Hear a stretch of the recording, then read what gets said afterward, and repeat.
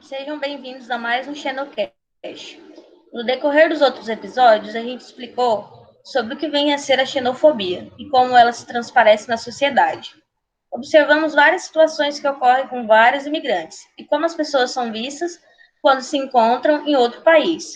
Como, por exemplo, aqui no Brasil, nos estados de Roraima e Rondônia, onde se encontram diversos imigrantes, principalmente da Venezuela, que também sofrem, de certa forma, xenofobia por serem pessoas diferentes e com culturas diferentes.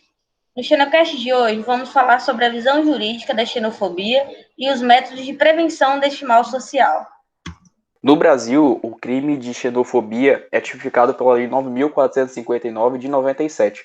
O primeiro artigo dessa lei diz exatamente o seguinte: serão punidos na forma desta lei os crimes resultantes de discriminação ou preconceito de raça, cor, etnia, religião ou procedência nacional. A parte de procedência nacional diz respeito ao que chamamos de xenofobia, né? E apesar de haver essa lei, quase não há registros de denúncias que prosseguiram na justiça contra os xenófobos, né? Apesar de esse crime ser recorrente na sociedade e apesar também de um número de imigrantes, de refugiados no Brasil vir crescendo exponencialmente.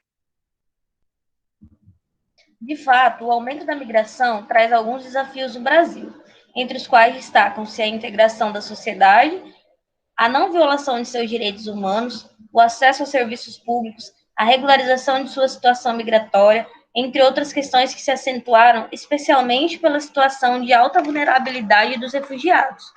Um desses principais desafios encontrados foi o de lidar com um fenômeno novo e atípico, por meio de mecanismos legislativos antigos, ambientados na época da ditadura militar, que é o Estatuto do Estrangeiro, de 1980, em um período recente após a redemocratização, o Estatuto dos Refugiados, de 1997.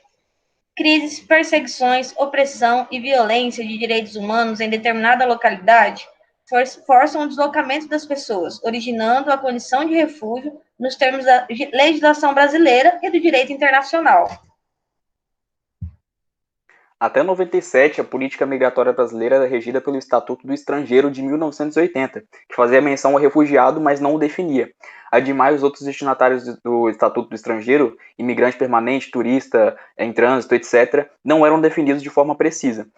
Só depois da Segunda Guerra Mundial que foi destacado historicamente no tocante aos refugiados, que por sua vez gerou diversas imigrações e surgiu então a necessidade da criação de um novo estatuto, de um novo instrumento que trouxesse a definição de refugiados e assim, em 51, a ONU adotou a Convenção Relativa ao Estatuto dos Refugiados, passando a vigorar a partir do dia 21 de abril de 54. Nesse mesmo ano, a ONU criou o Alto Comissariado das Nações Unidas para Refugiados, o Acnur, que tem, entre suas inúmeras funções, a de assegurar a proteção internacional dos refugiados. Um dos princípios fundamentais estabelecidos no direito internacional, como a gente pode observar, é que os refugiados não devem ser expulsos ou devolvidos a situações em que sua vida e liberdade estejam em perigo. A maior parte das solicitações no Brasil, compreendidas entre 2010 e 2015, foi feita por sírios e haitianos. No primeiro grupo, há um grande número de muçulmanos. No segundo, uma população negra. Nesse quadro, observa-se que a xenofobia é agravada pela intolerância religiosa e pelo racismo. No Brasil e no mundo, os preconceitos, a xenofobia e o racismo só cresceram nos últimos tempos. Medidas como programas educativos, sociais e culturais envolvendo imigrantes e refugiados vêm sendo acrescidas no nosso país. O combate à xenofobia, ao racismo e intolerância, entre outros, pode ser feito através de palestras de conscientização, debates, rodas de conversa, publicações sobre o assunto, exposições culturais, mostrando o patrimônio cultural, intelectual e cultural dos refugiados, mostrando para o mundo a importância das diversas culturas, crenças e costumes. Reunir-se para pensar estrategicamente em meios de integração, educação, inserção no mercado de trabalho e acesso a serviços públicos, garantindo-lhes os seus direitos humanos previstos na nossa lei maior. Tais meios podem renovar as artes brasileiras e tornar o país mais multilingüe e diverso. Que é o que de fato vem ocorrendo em uma ação conjunta entre a Organização Internacional das Migrações e a Agência ONU para Refugiados, que lançaram um programa social Sua Causa é Minha Causa, no Peru, que possui como objetivo fortalecer a solidariedade social para com os estrangeiros, refugiados e mitigar, desta forma, a xenofobia contra os venezuelanos no Peru por meio de integração social. Apesar de terem bons resultados no Peru, convocando a população peruana para a causa, o combate à xenofobia nunca termina, tendo em vista que há massiva imigração dos venezuelanos diariamente para o país vizinho. Outro método que se mostra eficiente para o combate à xenofobia é a educação, que acaba matando o verme antes que o ovo ecloda.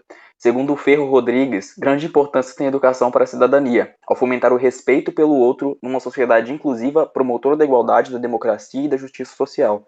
Para ele, educar para a cidadania é essencial para frustrar as manifestações de xenofobia, de racismo e a ocorrência de atos de violência com essas relacionadas.